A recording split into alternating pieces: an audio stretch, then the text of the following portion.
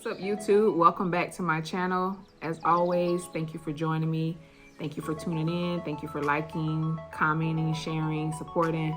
However you do it, I appreciate you and thank you.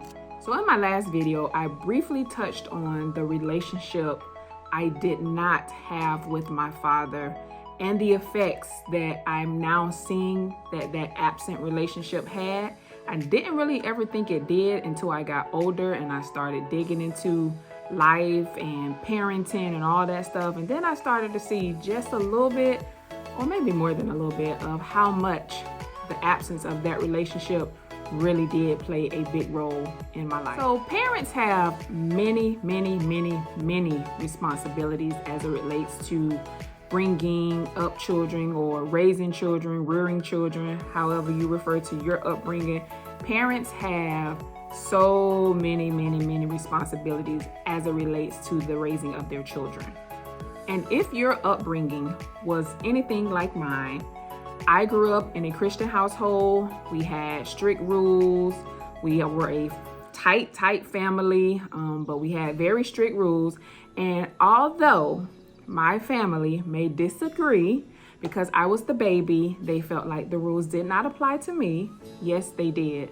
A lot of the rules applied to me. Maybe not all, but a lot of them did apply to me. And I had to follow rules as well. Church was the foundation of our household. And my family was really big on training up a child in the way that they should go. And I believe that scripture is Proverbs 22:6. And it says, train up a child in the way that he should go. And when he is older or old, he will not depart from it. Right? And as I said, I believe that is the foundation that everybody that lived under that roof at 1600 West 34th Street, everybody under that roof had to abide by. However, my father did not reside under that same roof.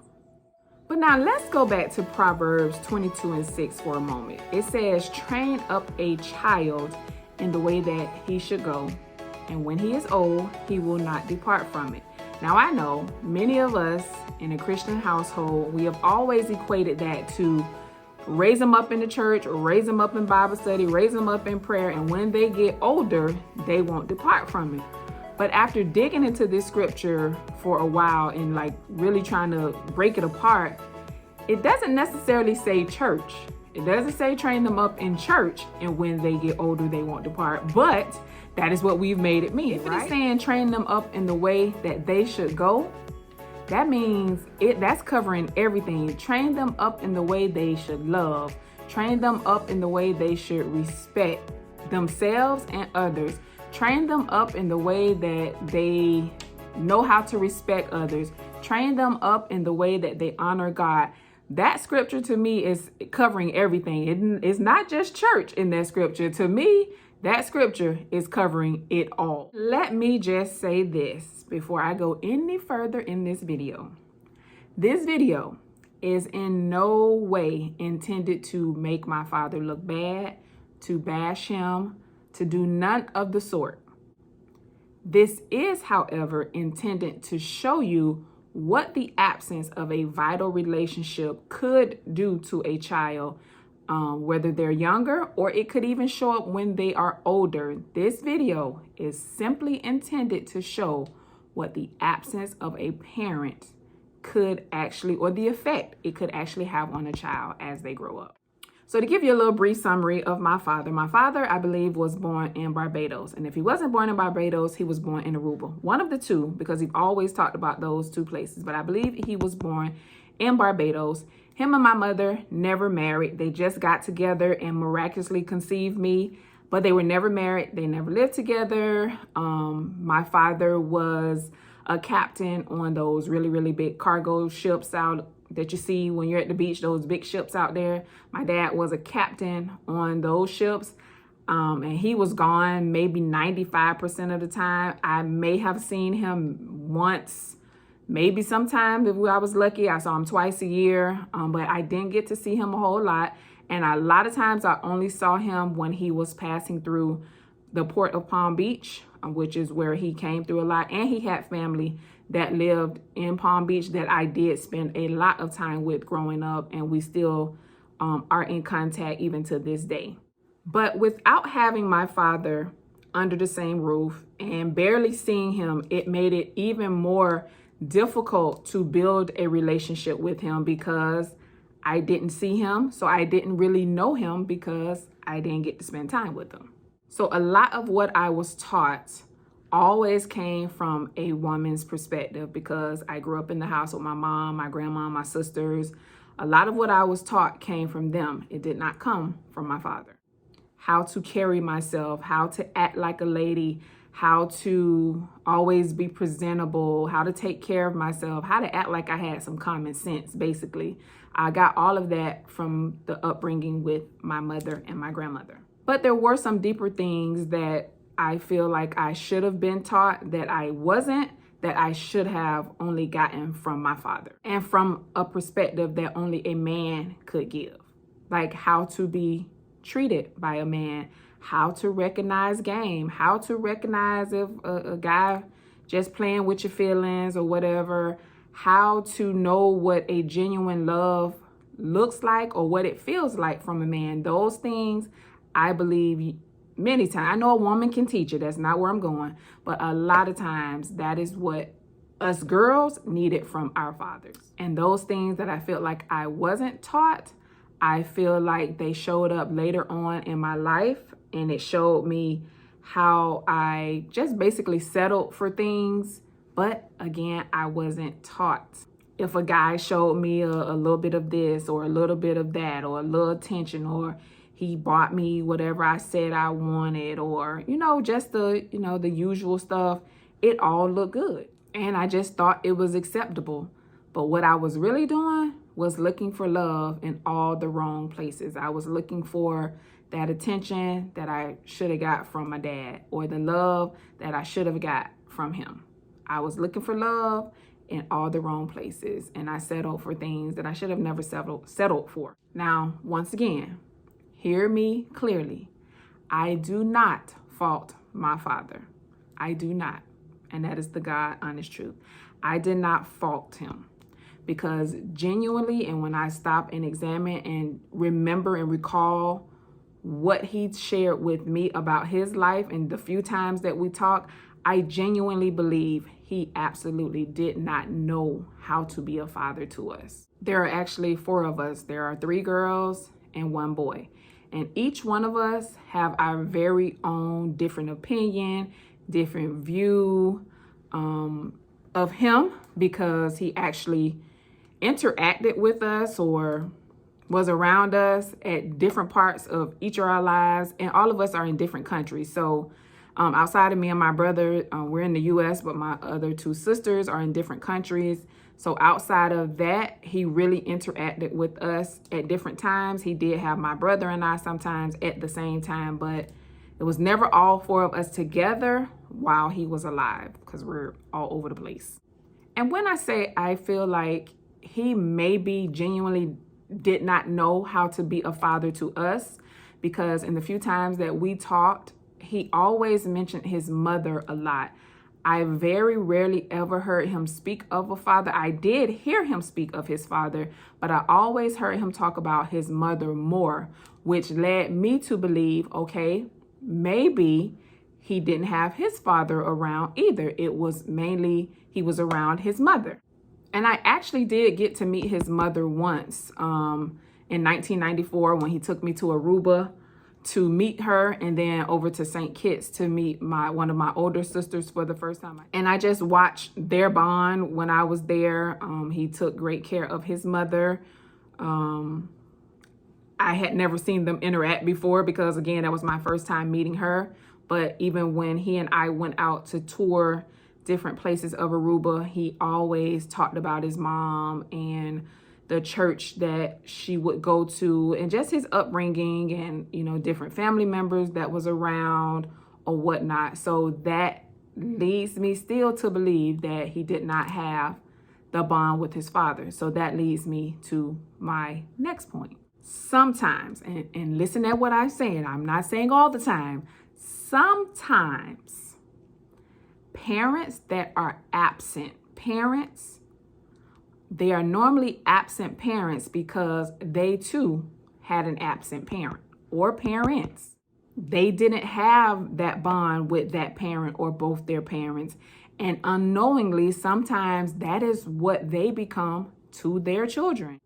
The disconnect or the lack of a bond that they have with their children is because that is what they went through as well. Now, that's not saying every absent parent had an absent parent, so that's what they become. No, there are parents that had absent parents, whether it was a father or mother or both parents, and they actually, once they become parents, they decide to be the actual opposite of what their parents were to them. So I'm not saying, well, it's automatic. If their father was absent in their life, then they become an absent father. That's not always true. Some make a conscious decision. Nope, I will not be like my mother was to me. Nope, I will not be like my father was to me. I'm going to make sure I am present in the lives of my children. I'm going to have a hand in their upbringing if they're not in the same household with the children. Some make that decision early on. No, I will not be like the parent or parents that I had. I'm going to make sure I'm very involved in my child's life. I'm going to be there. I'm going to make sure they know I'm there. They won't have to look for me because I'm always going to be there. And just like the fathers that had absent fathers go above and beyond, many mothers who didn't have their mothers growing up, they make sure they go above and beyond to make sure that they are the mother that their children need. They are a hands-on mother. They are a present mother. They are a loving mother. They make sure that they are not, if they did not have a great mother example, they make sure that they do not become like their mother, or if their mother was absent, they make sure that they go above and beyond and make sure they are very present in their children's lives. Case in point, I didn't have my mother for majority of my life. And no, it was not because she didn't want to be present in my life. It's because she passed away when I was 14, and that's been almost 30 years ago. But I believe if my mother would have still been alive, my mother would have still been the great mother that she was, that I remember her being from birth, or as far as I can remember, to the age of 14. She gave her everything to us. And I'll say me because my sisters were older. They were not necessarily in the house with us. So I can say that from that time, that particular time frame when I was in the house with her, I can say my mom gave it all to me. Everything she had, she gave it to me. And I'm sure as she was raising my sisters, she gave it all to them. She was a great mother, great example. I got it all from her. But now when I became a mom, I could not rest my hat on, well, I didn't have my mom to show me this. I didn't have my mom to show me that. No, I couldn't rest my hat on that. What I had to do was remember the mother that I did have before she passed away. And I made sure that I capitalized on everything that I remember she was to me. I capitalized on it in the relationship I had with my kids. And I pushed and I kept going. I never gave up. If I didn't know how to do something, I had people around me that were mother figures that, okay, if I didn't know how to be this way inside of parenting, I had people that I could rely on because I really wanted to be a good mother. Just because I didn't have mine growing up didn't mean that I had an excuse. No, I had an example, and I remember the things that she did in my life. Fathers, it is so important that you build those relationships with your kids, especially your daughters. Those relationships are vital. They are so major and they are so needed. It may not look like it when they're little because you're like, oh, they're girls, they need their mom. They need their dad. Their dad's relationship with them, or the bond that the father shares with his kids, especially his daughters, is so major. When they are little is when you should be laying a foundation. And so as they grow older, you're building on the foundation that you have laid early on in their life. You don't wait till they get older and now you want to lay a foundation. No, their minds are so impressionable when they're little kids. So that's why it's so important to build that foundation when they are little, and you build on it as they grow up, piece by piece. You're teaching them different things, especially your girls. While they're little, build on that foundation. So as they get older and they start Like we say the boys be feeling themselves, but the girls do too. As they get older and start feeling themselves and they want to start dating and all this stuff, they have a solid foundation and a safe foundation on what this is supposed to look like, because you have this bond with your daughter. You've taught them what love is, what it feels like. You've set the pace for them. You've even set the bar. You have a standard in place for them, so they know I'm not going to just accept anything because my daddy has showed me this. My daddy has taught me this. My daddy has told me to value myself, to have standards and morals. My daddy has said all of this. So if you aren't up to the level that my daddy has set, then I can't talk to you. I can't date you. That's why these bonds with these girls is so vital.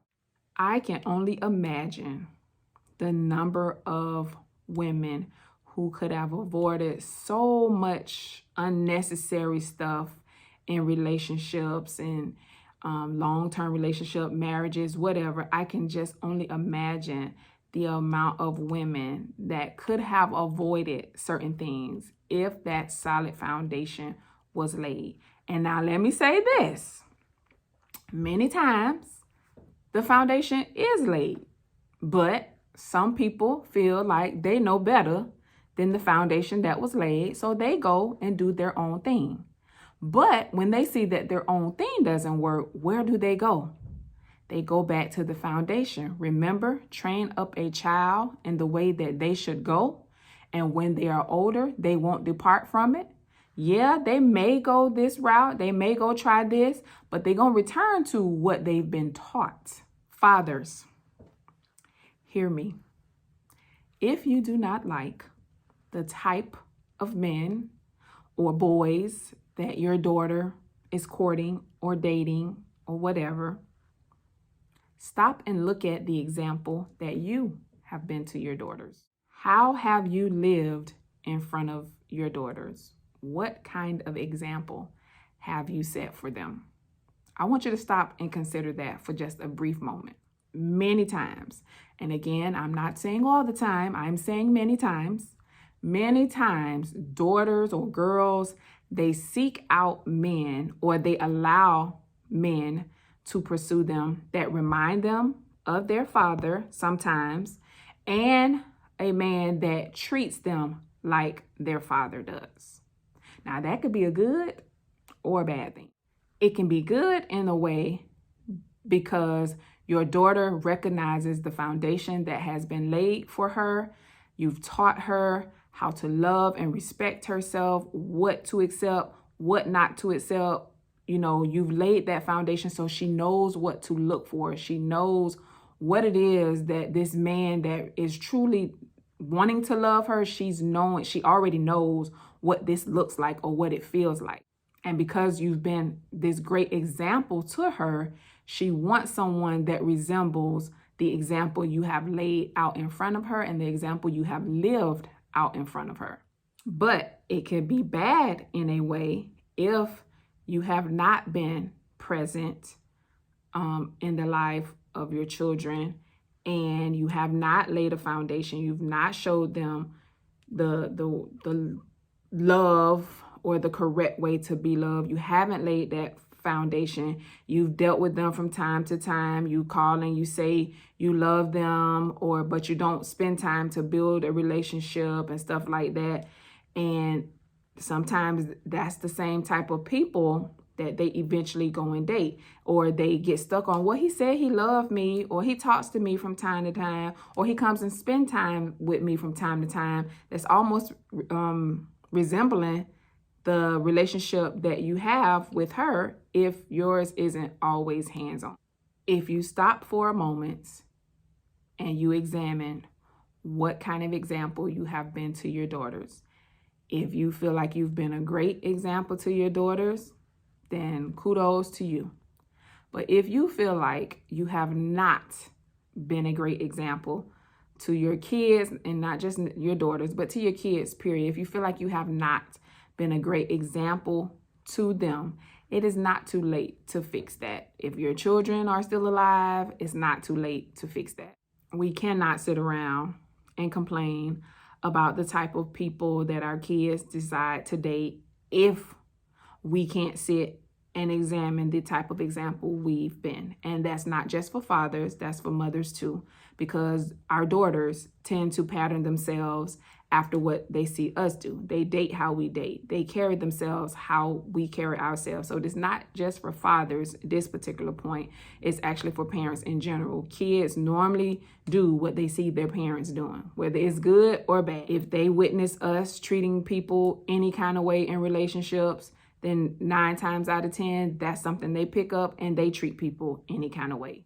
If they see us bouncing from relationship to relationship and from this house to that house, many times that's the same trend that they pick up.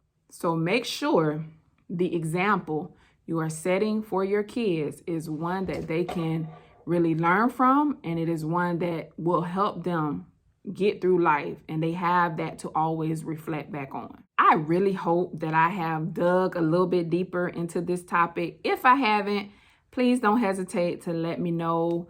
I can only talk about the relationship I had with my father because that is the one relationship that I was in, and that is the only one that I can peel back the layers and just tell you, as I'm older now, how I feel like the effects of it did have, or the absence of it did have its effect as I got older, and looking at just those things that I didn't learn from him. I could have avoided a lot of things in life, but I really hope that I was able to dig into it a little bit more and just to show how those bonds, mother bonds, father bonds, are so important in the lives of the children. Again, in this video, I hope that you, if you know me and you've ever heard me talk to you know, but if you watch this video, I really hope you know that I'm not angry with my father. I'm not upset with him. I truly, genuinely feel like he just did not know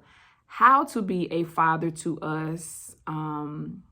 And he had no idea what to do with us. But I think deep down inside, he probably wanted to, but because so much time had passed, he may have felt like it was too late and that all of us had strong mothers. And he may, I don't know, just thinking, he may have felt like, okay, his absence is better. I don't know. I can just try to piece it together, but I think he may have been confident in knowing that all of us had strong mothers and we were in good hands, even if he was not present in our lives. My father passed away when I was 28 years old. And one of the things I remember when I attended his funeral over in England, I remembered as we were at I remember going to the funeral home with my sisters. And that's the first time I had seen him in years, when we got to the funeral home. But I remember the day of the funeral, I stood there as they were lowering his casket down, and they do funerals really different in England, y'all. It freaked me out really, really bad. But they were lowering his casket down to where he was going to be cremated. And as they were lowering it down, I said to myself, I really wish he would have got the chance to know all of us in the time that we're in right now, because we actually did turn out to be pretty decent human beings and people that he could have actually been proud of.